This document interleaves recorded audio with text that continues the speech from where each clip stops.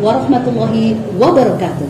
Sahabat religi dimanapun Anda berada, jumpa lagi dengan Bunda Nurul di acara Lentera Ramadan. Bersama saya kali ini Kasih Pais Kantor Kementerian Agama Kabupaten Jombang, Bapak Haji Agus Salim, Magister Hukum yang pada saat ini hadir di bulan Ramadan di acara Lentera Ramadan. Assalamualaikum Bapak. Waalaikumsalam. Gimana kabarnya Bapak hari ini? Alhamdulillah, biaulillah.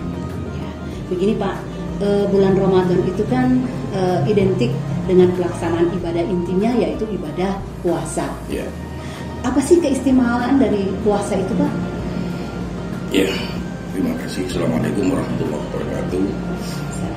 Kalau kita melihat dari landasan perintahnya, ternyata puasa itu tidak dikalimatkan dengan kalimat perintah atau fi'il amal, tapi kalimat madi ya fi'il dan kata-kata kutiba. Artinya apa? Bahwa perintah puasa itu begitu istimewa.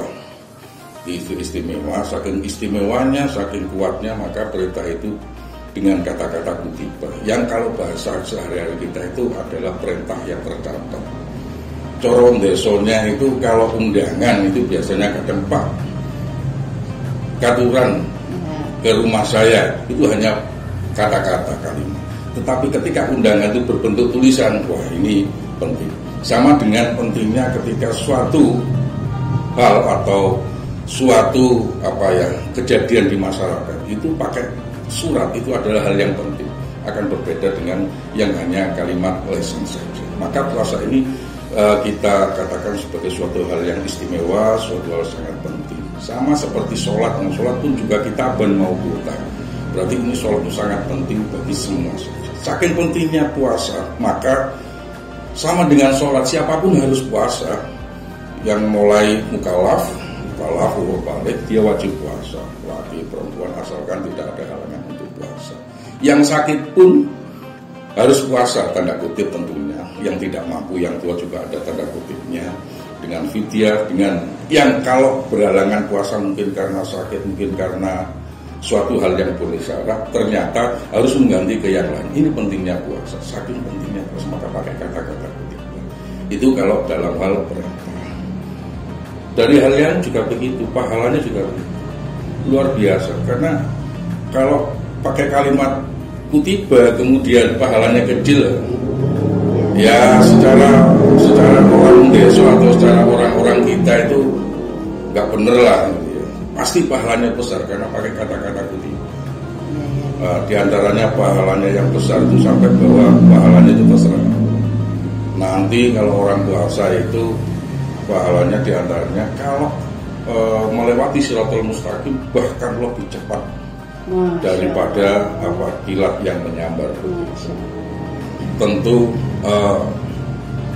ada juga kalimat dari Allah, penghargaan suatu yang disebut dengan muttaqin.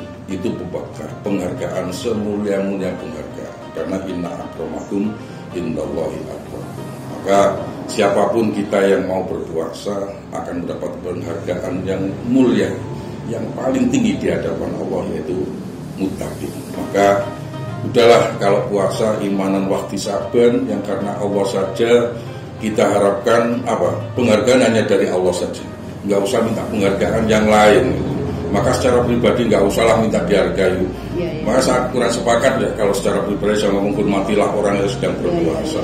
Terus kita puasa ngamuk-ngamuk gara-gara ada orang buka warung itu karena tidak menghargai orang puasa. Udah selesai lah itu, nggak usah lah. Jadi kita cukup mengharapkan penghargaan dari Allah. Jangan sampai kita coreng penghargaan kita dengan marah-marah ketika ada orang yang berbuat tidak sesuai dengan kita, misalnya buka warung dan sebagainya. Bukan berarti saya setuju tidak buka warung ya. Tentu ini masalah yang sangat rumit. Kalau kita melarang orang buka warung, terus rezekinya juga dari mana dia? Maukah kita menanggung rezeki mereka kan gitu ya? Dan kita kembali ke situ bahwa penghargaan yang tinggi hanya dari Allah, yaitu muttaqin, suatu gelar yang mulia, dan tidak ada gelar yang lebih mulia dari gelar muttaqin dari Allah Subhanahu wa Ta'ala. Saya kira puasa itulah, maka pakai kata-kata kutiba itu. Oke, siap Pak. Terus begini Pak, bagaimana kiat-kiat kita agar dapat melaksanakan puasa itu dengan baik dan benar, agar kita memperoleh banyak keistimewaan dari puasa tersebut?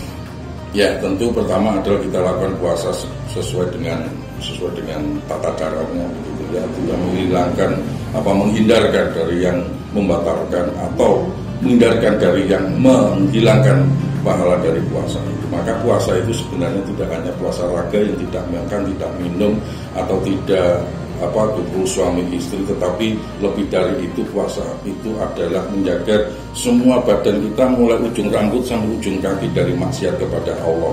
Bahkan lebih jauh lagi, puasa itu menghindarkan hati kita, pikiran kita, angan-angan kita yang bernilai maksiat kepada Allah. Saya kira itu akan merupakan suatu puasa yang luar biasa, yang kata Imam Ghazali sebagai puasa yang khawasul khawas. Kita tentu tidak mengharapkan puasa cukup yang pertama saja, tidak makan, tidak minum, tidak syahwat tentu, karena yang pertama itu kambing pun juga bisa. Tetapi dan seterusnya kita berusaha yang sampai menjaga diri dari maksiat, baik raga kita maupun raga ruhani kita.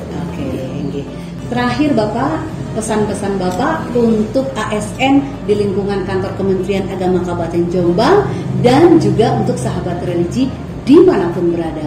Bagaimana agar kita dapat melaksanakan kegiatan Ramadan, khususnya puasa ini, agar kita dapat memperoleh keistimewaan seperti yang Bapak tuturkan tadi. Oke, ya.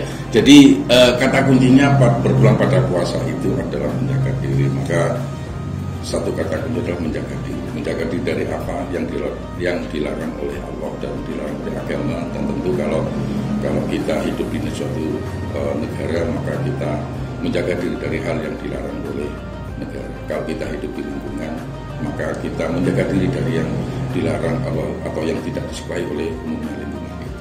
Dan di keluarga, maka kita tentu menjaga diri dari sesuatu yang tidak disukai oleh anggota keluarga. Jadi sekali lagi kata kuncinya adalah dari menjaga diri itu. Keselarasan ya Pak ya dalam Oke. Terima kasih Bapak atas waktunya. Terima kasih.